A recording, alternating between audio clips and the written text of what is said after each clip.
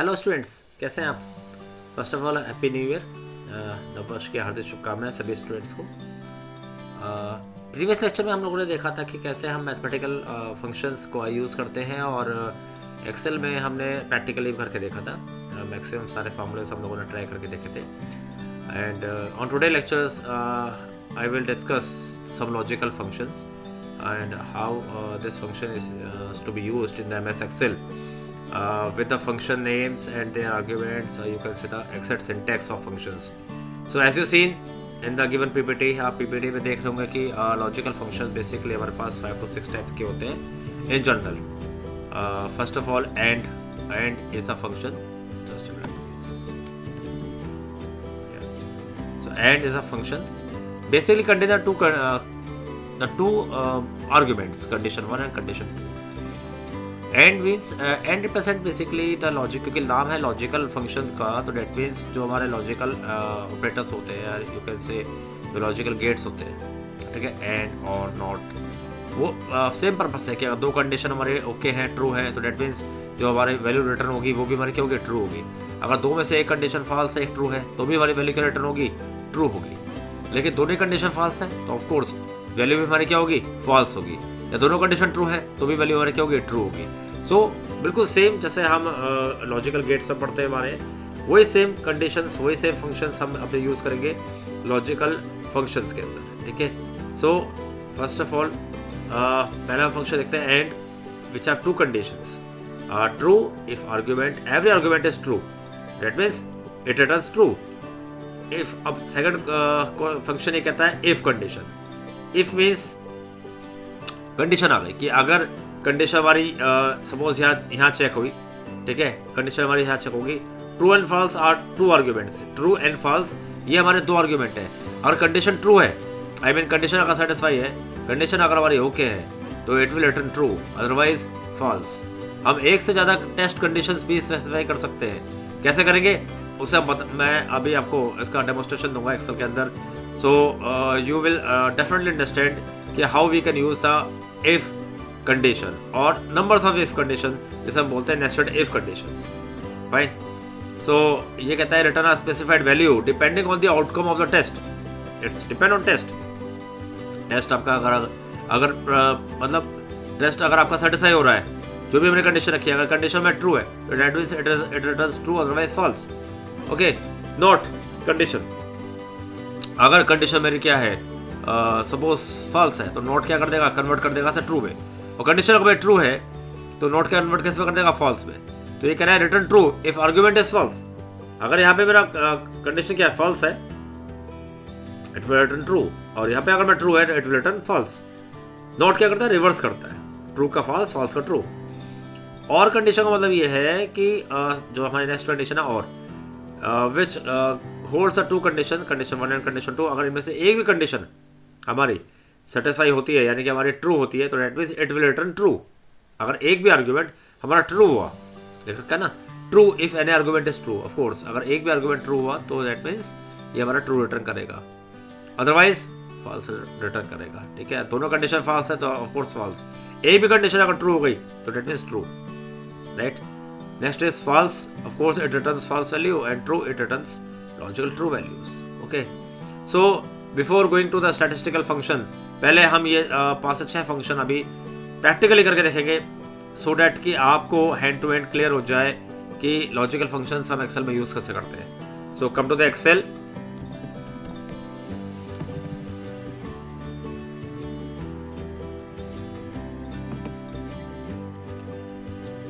So just open the Excel is here.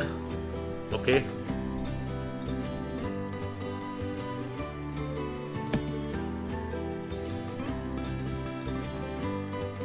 I hope अब clear होगा आपको। अब मैं वर्कशीट को थोड़ा सा लार्ज कर दूँ, right. So come to the comparison करते हैं and.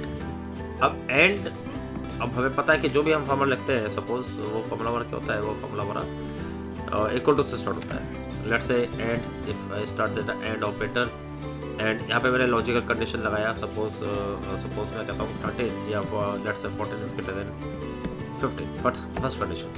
17 is greater then let's say 15, okay. 14 is greater then 15, पहली कंडीशन क्या है, लगता है आपको ट्रू है? No, this is false, this is true, it return the false of course, क्योंकि ये एंड कंडीशन है। अगर यहाँ पे और होता तो डेफिनेटली ये आपको ट्रू रिटर्न करता है, राइट। अब इसी कंडीशन को हम सही करते हैं। यहाँ मैंने लिखा 14 is greater than suppose let's say 12 and 17 is greater then 15। देखिए दोनों कंडीशन क्या है, हमारी दोनों कंडीशन ट्रू हैं, तो that means it will return true. Otherwise पहले की तरह उसने क्या रिटर्न करा, पहले की तरह उसने फॉल्स रिटर्न किया था, राइट। सो आई होप कि ये आपको कंडीशन क्लियर हो गई होगी एंड ऑपरेटर के थ्रू, एंड लॉजिकल हमारा जो कंडीशन है। Next is if condition, it's very interesting. If test true comma false, syntax देख लीजिए यहाँ पे। इफ हम लिखेंगे equal to if test condition लगाएंगे true comma false, okay. So first of all let's say if I assign some values like a is equal to let's say 45, b is equal to 55, c is equal to let's say 66, मैंने कुछ value रखी a1 a2 and a3। a1 की value क्या है हमारी 45, a2 की value क्या है 55, a3 की वैल्यू क्या है 66। यहाँ हम कंडीशन लगाते हैं इक्वल टू इफ। अब पहली कंडीशन मेरे सपोज करती है कि let's say a1 is gate equal to suppose 40, okay, comma nested if लगा रहे हैं। If again a2 is greater than equal to let's say 40, ठीक है, comma again if last condition a3 is greater than equal to let's say again 40, right. यहाँ हम रुक गए क्योंकि हमारे पास तीन फॉर्मूले हैं, आई मीन नॉट फार्मूला, तीन वैल्यू है, 3 वैल्यू है, a1 a2 a3। a1 अब यहाँ लिखा मैंने a1 gate equal to 40, comma फिर दूसरी कंडीशन लगाई if a2 is gate equal to 40, last condition लगाई if a3 greater equal to 40, then true return करे अदरवाइज फॉल्स रिटर्न करे।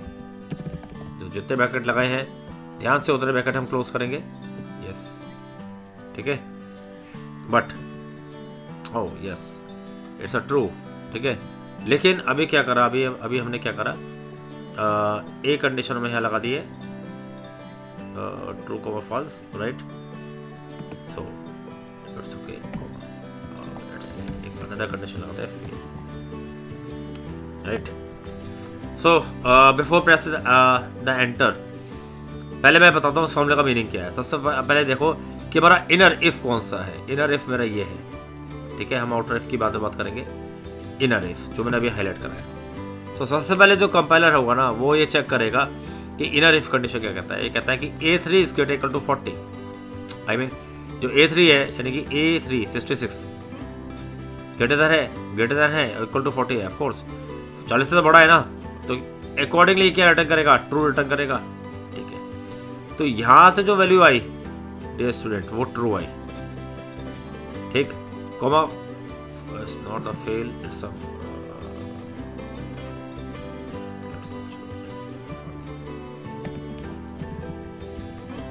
yeah, so ये ट्रू और फॉल्स, राइट, ठीक है। या ये वाला जो ब्रैकेट है ध्यान से देखिएगा, ये वाली जो इफ कंडीशन है, ये इफ कंडीशन हमारा ट्रू वैल्यू रिटर्न करेगा, राइट, यानी कि यहाँ से लेकर यहाँ तक ये रिटर्न करेगा ट्रू, ओके। यहाँ तक हमारी बात क्लियर हो गई।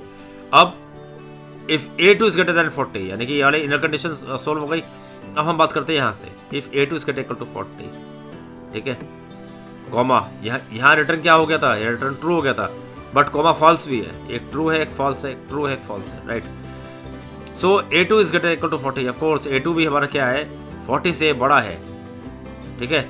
यहाँ पहले क्या था, ट्रू था, अब यहाँ क्या फॉल्स, फिर अगेन ट्रू रिटर्न होगा, फिर अगेन ट्रू रिटर्न होगा। तो यानी कि पूरी की पूरी यहाँ से ये वाली जो कंडीशन है ये भी ट्रू रिटर्न करेगी, ठीक है, again true and false. So a1 is greater than equal to 40, of course 45 is greater equal to 40, right. यहाँ ट्रू था पूरे के पूरे आर्गुमेंट में, इस पूरे आर्गुमेंट ने क्या रिटर्न करा, ट्रू रिटर्न किया। And again this true comma false have the two values, I mean ये तो ट्रू है या फॉल्स है। अब जो आउटर इफ है वो भी कंडीशन कहता है कि हाँ भाई a1 जो है 40 से बड़ा है, तो ट्रू है फॉल्स है, और कंडीशन इफ है तो डेफिनेटली वो भी क्या रिटर्न करेगा, ट्रू ही रिटर्न करेगा, okay. If you press enter, of course the output will be true. या सो अब क्या करते हैं, अब कुछ वैल्यू में चेंज करते हैं। लेट्स से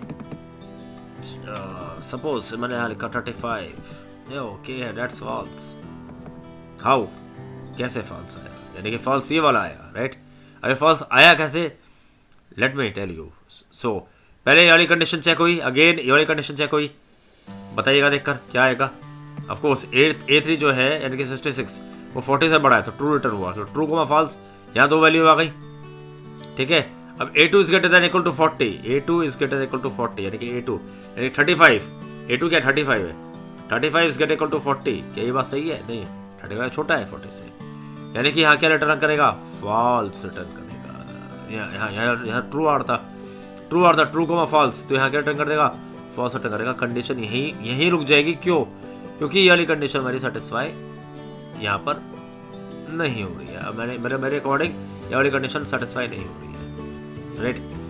अब यहाँ क्या रिटर्न हो गया, फॉल्स रिटर्न हो गया, मतलब इसमें इस पूरे में एरिया में क्या रिटर्न हो गया, फॉल्स रिटर्न हो गया। A is equal to 40, of course हमारे पास फॉल्स है, तो it will given the false value, यानी कि this will return the values, let's say या ऑफ कोर्स फॉल्स, ठीक है। सिमिलरली अगर मैंने यहाँ से 45 की जगह 25 कर दिया, तो it will return again a false, ठीक है। सो आई थिंक ये इफ कंडीशन आपको अप्लाई करना आ गया होगा। बहुत ध्यान से कीजिएगा, सिंटेक्स इजी है, आसान है। यहाँ पे हमने कई सारे इफ अप्लाई कर दिए। अगर मैं सिंगल इफ की बात करता हूँ तो वो भी बहुत आसान है। लेट्स से इफ आपने लिखा है, यहाँ कंडीशन अप्लाई करी, ये है ना A2, right. A2 is greater than, suppose मैं कहता हूँ 20, ट्रू, बहुत सिंपल सा फॉर्मूला लिख के दे रहा हूँ, कोमा फॉल्स। सो क्या रिटर्न करेगा, आई मीन ट्रू रिटर्न करेगा, या ऑफ कोर्स। लेकिन अगर मैं यहाँ पर लिखता हूँ if A2 is greater then, sir let's say 10,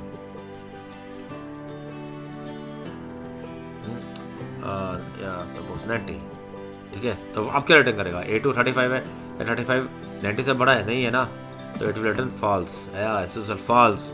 so it's a very simple one, ये बहुत सिंपल वाला फार्मूला है इफ कंडीशन के साथ।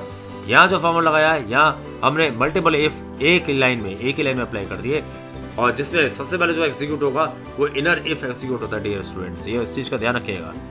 ये जो वैल्यू रिटर्न करेगा वो कंपेयर, एक तो जो वैल्यू रिटर्न करेगा वो यहाँ लिखी जाएगी और फॉल्स के साथ, फिर इससे आउटर वाली जो कंडीशन है वो हमारे कैलकुलेट होगी, फिर वो जो वैल्यू रिटर्न करेगी वो फिर वैल्यू कंपेयर कराई जाएगी इस वाली वैल्यू के साथ, फाइनली तब जाके हमारा आउटपुट आएगा। आई होप आपको ये इफ कंडीशन लगाना अच्छे से आ गया होगा। Okay, next one is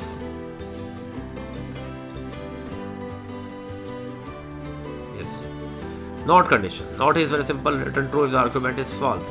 It's very simple. You have to apply. Okay. Not is operator. अब मैं लिखता हूँ यहाँ true और it's return false. है ना, simple. If I write not equal to true, if I write true, this is a return false. एक जैसे हो गया, sorry. Equal to not return false. है ना, it will return true. Okay, so that's the meaning of not operator or conditions. Or is a simple one. Or means true if any argument is true. अगर मैं यहाँ कहता हूँ let's say equal to or operator, अब यहाँ मैंने condition लगाई, suppose A1 हमारा क्या है, ग्रेटर देन है किससे, लेट्स से 60 से, हालांकि कंडीशन फॉल्स हो रही है, लेकिन let me check now. Next is A2 which is greater than suppose करो 25, यानी कि एक कंडीशन हमारी फुलफिल हो गई, तो it will return true, otherwise return false. अब यहाँ अगर मैं यहाँ कर दूँ 125, तो ऑफ कोर्स वो क्या रिटर्न करेगा, फॉल्स रिटर्न करेगा। क्यों, क्योंकि दोनों ही कंडीशन क्या हमारी ट्रू नहीं है, दोनों ही कंडीशन मेरी फॉल्स है। ये भी फॉल्स है ना, A1 मेरा 60 से बड़ा है और ना ही A2 मेरा 125 से बड़ा है, दोनों ही कंडीशन क्या हो गई, फॉल्स हो गई ना। तो फॉल्स को फॉल्स और किसमें कौन ऑपरेट कर रहा है, ऑपरेट कर रहा है, तो naturally it will return false, otherwise it will return true. A भी कंडीशन का मैंने सही कर दिया, यानी कि ट्रू कर दिया। If A1 is greater then 60, not 60, मैंने लिखा सपोज 10, या okay, what will happen, of course it will return. So that's a way to use the operator. It's very simple. Next is false, and again next is true. It's very simple. Equal to false, false अपना में एक function है, and this return false equal to true, true अपने में एक function है, it will return true. तो I hope ये जो हमारे लॉजिकल फंक्शंस हैं आपको क्लियर हो गए होंगे. आई थिंक प्रैक्टिस करके देखिएगा, क्लियर हो जाएगा. इसके बाद हम चलते हैं statistical functions used to perform statistical analysis on range of data. या स्टैटिस्टिकल फंक्शन ये बहुत आसान है. एवरेज, काउंट, मैक्स, मिन, बहुत सारे नंबर्स हैं. स्टूडेंट का आप मार्क्स देख लीजिए, या एम्प्लॉय की सैलरी देख लीजिए, या कोई और स्टैटिस्टिकल डेटा देख लीजिए. उसमें से हमें अगर एवरेज निकालना है, या हमें काउंट निकालना है, या मैक्सिमम या मिनिमम वैल्यू फाइंड करनी है, so how we can do. Average means या मीन, जिसे हम बोलते हैं mean of all the numbers given. ठीक है. Count means how many arguments are present in the list of arguments. यानी कि सपोज करो 1000 स्टूडेंट्स की एंट्री है, और 1000 में से केवल मैंने 125 स्टूडेंट्स का मार्क्स इनपुट कराया है, और बाकी को नहीं कराया. तो it become very tough to count one by one कि मैंने किसका नंबर इनपुट कराया है, किसका नंबर इनपुट नहीं कराया है. ओके. वो काउंट क्या करेगा? काउंट वही नंबर काउंट करके देगा जितने नंबर हमारे पर्टिकुलर सेल्स के अंदर इन्वॉल्व हुए हैं, यानी कि सेल के अंदर हमारे नंबर बैठे हैं, और जिस सेल में नंबर नहीं बैठा उसको वो काउंट नहीं करता है. Maximum, maximum is also a function which is used to maximum value, या you can say it returns the maximum value. Out of 1000 में सबसे ज़्यादा मैक्सिमम मार्क्स किसके हैं? फॉर एग्जाम्पल 1000 बच्चों का मार्क्स है, बट किसके मैक्सिमम मार्क्स है? अब एक एक करके देखेंगे तो नहीं देख पाएंगे ना.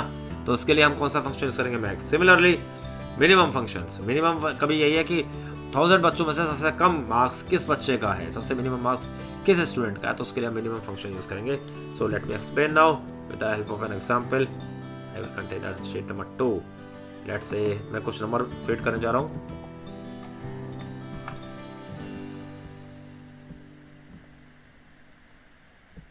Okay.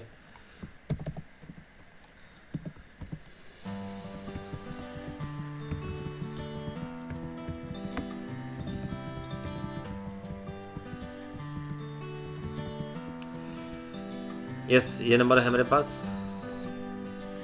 Let's say I think अब विजिबल हो जाएगा. यस, ये मेरे पास कुछ नंबर हैं. ठीक है. मान के चलिए बहुत सारे नंबर हैं. चलो खैर कोई बात नहीं. हम एक रेंज लेके चल रहे हैं. हमारे पास पता है B3 से लेके कहाँ तक है रेंज हमारी? B16 तक, यानी कि B3 से स्टार्ट हुआ और रेंज और नंबर हमारी B16 तक है. एनीवे, अब हम पहला वाला फॉर्मूला अप्लाई करने जा रहे हैं, एवरेज. अब एवरेज निकालने का तरीका क्या है? पहले तो इसका सम करो, फिर डिवाइड करो नंबर्स ऑफ ऑब्जर्वेशन से. बट यहाँ पे हम क्या करेंगे? Simple, we have to apply the average formula.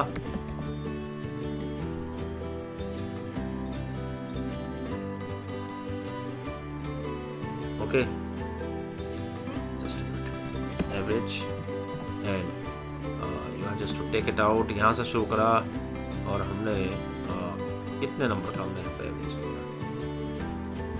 यहाँ से कट करते हैं, यहाँ पेस्ट करते हैं.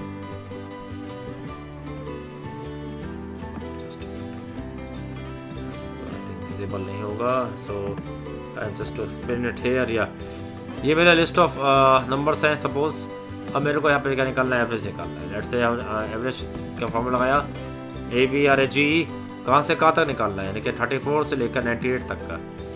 ये मेरी रेंज अपने आप स्टार्ट हो चुकी है. K2 से, यानी K2 से K15 तक हमको एवरेज फाइंड करके देना है. Let's see 54 will be the average of all numbers. इन सारे नंबरों का जो एवरेज बैठेगा वो क्या बैठेगा? 54 बैठेगा. आप करके देखिएगा, आपको आइडिया हो जाएगा डियर स्टूडेंट्स कि 54 कैसे इसका आउटपुट हमारा आ रहा है. ओके. Next is count. कितने नंबर्स हमारे पास अवेलेबल हैं? ये तो हमारा एवरेज था. This is average. Okay. Count. अब ऐसे काउंट करने बैठेंगे तो आप कर लेंगे 1 2 3 4 5, बट फिर भी 1000 फिगर्स हैं तो it become very tough to count. So you will have to apply the formula count. कहाँ से कहाँ तक हमें वैल्यूज़ काउंट करनी है? सपोज मैंने वैल्यूज़ यहाँ लिखी K2 से लेके K15 तक, बता देगा कि दे आर 14 वैल्यूज़. लेकिन अगर मैं कुछ वैल्यूज़ गायब कर दूँ तो देख रहे हैं आप, मैंने 3 वैल्यू गायब करी तो क्या आउटपुट आ गया? 11 आ गया. क्योंकि वो क्या कर रहा है? वो सेल में वैल्यू नहीं है ना, लेकिन रेंज, जो हमने रेंज ली है, रेंज में हमारे कुछ ब्लैंक वैल्यूज़ हैं, उनको वो काउंट नहीं करेगा डियर स्टूडेंट. सीधा लिखेगा. और अगर मैं इसमें कुछ वैल्यूज डाल देता हूँ तो लेट्स सी वो काउंट करेगा, ठीक है।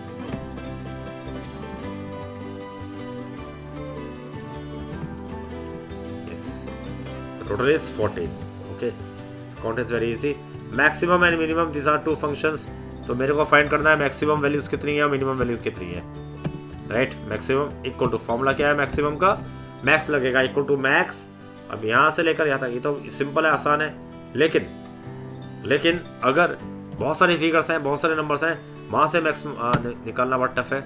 या 98 is the maximum value here in the given list. You have seen that 98 is the maximum value. Of course, minimum, if I want to found the minimum value, is very simple, equal to minimum range of values, select किया mouse से,